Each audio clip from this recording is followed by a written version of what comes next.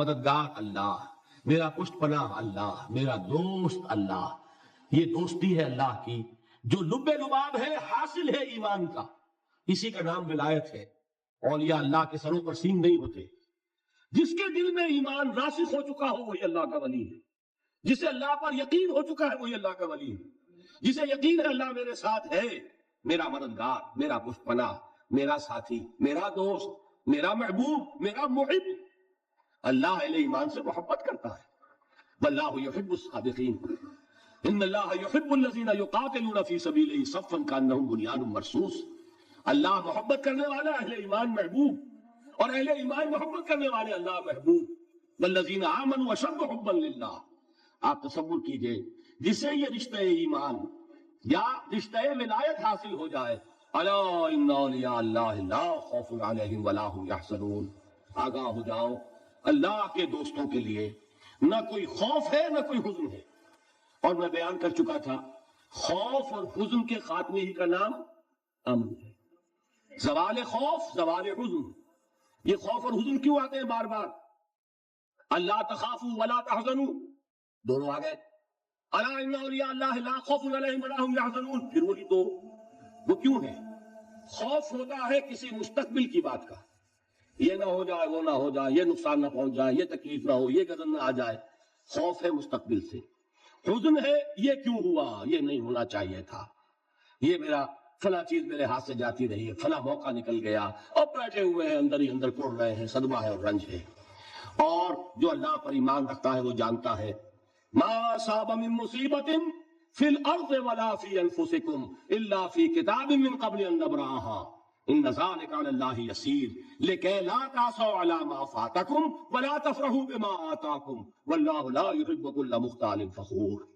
اس زمین میں یا تمہاری جانوں میں کوئی تکلیف، کوئی مصیبت نہیں آ سکتی سوائے اس کے کہ جو اللہ نے لکھ دی ہو اس سے پہلے کہ وہ ظاہر ہو. جس کو یہ حقیقت معلوم ہو گئی اس کو یہ طرز عمل اختیار کرنا چاہیے. جو چیز چھن جائے، جاتی رہے، چھوٹ جائے، اس پر افسوس نہ کرو.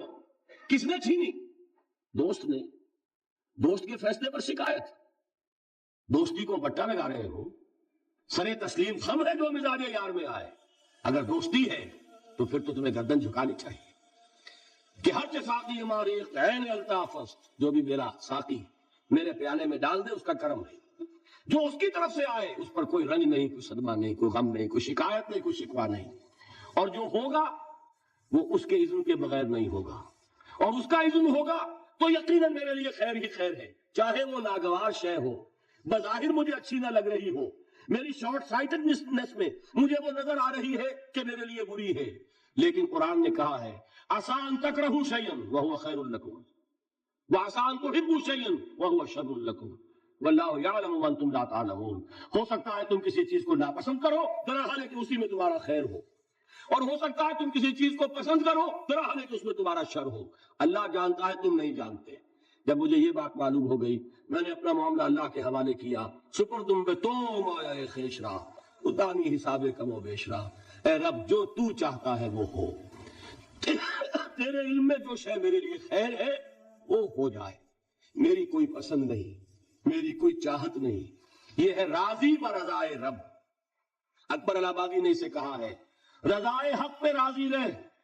یہ حرف آرزو کیسا؟ خدا خالق، خدا مالک، خدا کا حکم تو کیسا؟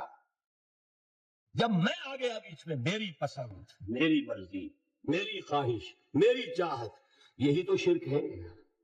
ما شاء اللہ کان وما لم یشاء لم یکن. جو اللہ نے چاہا وہ ہوا، جو اس نے نہیں چاہا نہیں ہوا. اختیار اس کا ہے، میرا تو نہیں. رضائے حق پہ راضی رہے، یہ حرف آرزو کیسا؟ خدا خالق، خدا مالک، خدا کا حکم تو کیسا؟ اقبال نے اسے کہا ہے فارسی میں.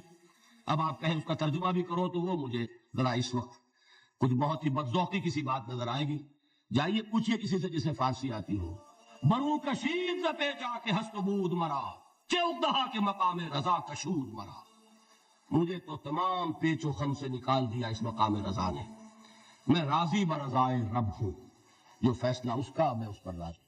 تو کہاں کا حزن اور کس کا خوف؟ یہی زوال حزن اور زوال خوف، یہی ہے امن، یہ نتیجہ ہے ایمان کا.